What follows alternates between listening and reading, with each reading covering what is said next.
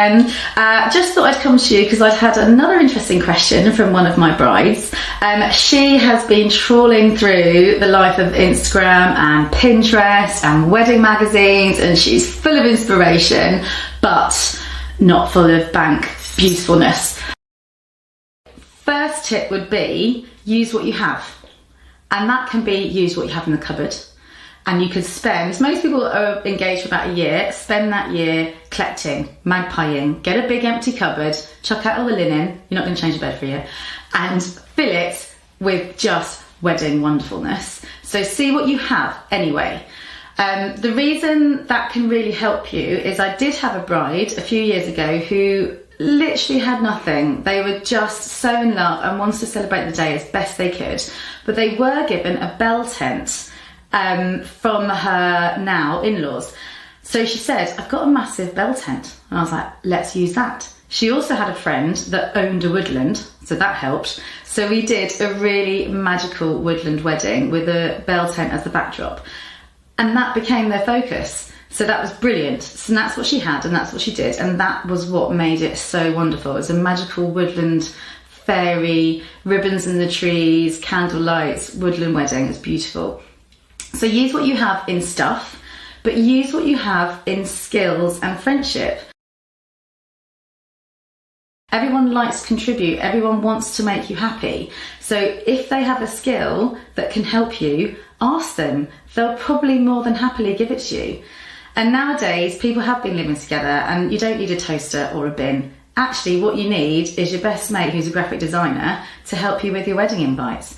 Or your friend who's really good at folding and has a strange love of origami, and you're like, come and do my napkins, and then your tables will look brilliant. So find out what you have and use what you have, be that in the cupboard or be that in your friendships.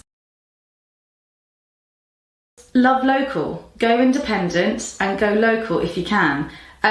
You do get some good prices with chains because they've got the power of buying, and so they can knock their prices down, but they have a head office, they have a boss, they have targets, so they don't really have flexibility and they certainly don't have discretion. So if you find an independent local supplier, they can. It's their company, it's their choice, it's their discretion.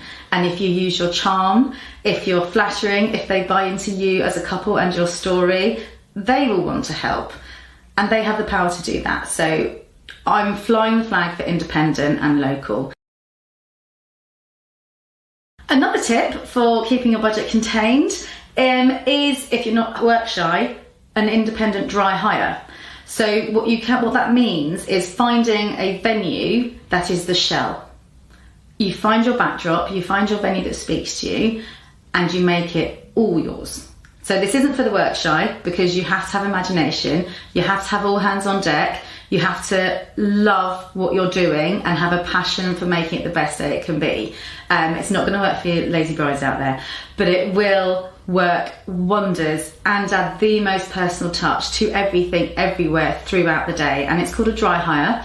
And I know venues that do that. I know the areas that works in. And I know the couples that will get really inspired by that. And it might not be a budget thing for you guys. It might be that you're so bursting, full of imagination and inspiration, that when a supplier says, oh, here's what we can lay out for you, it's just not enough. Maybe you've got bigger ideas, you've got bigger inspiration. So maybe the dry hire is for you and it's not necessarily a budget thing. But if it is a budget thing, then dry hire is one to investigate.